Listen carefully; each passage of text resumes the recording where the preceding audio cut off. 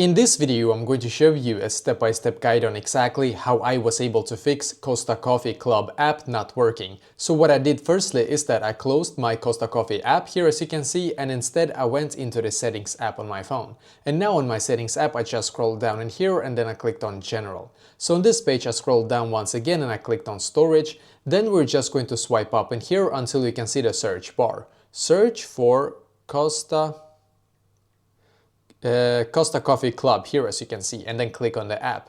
Now what we're going to do on this page is to just click on upload app, and as you can see down below it says upload app, and again, so just click on it and then click on reinstall app button.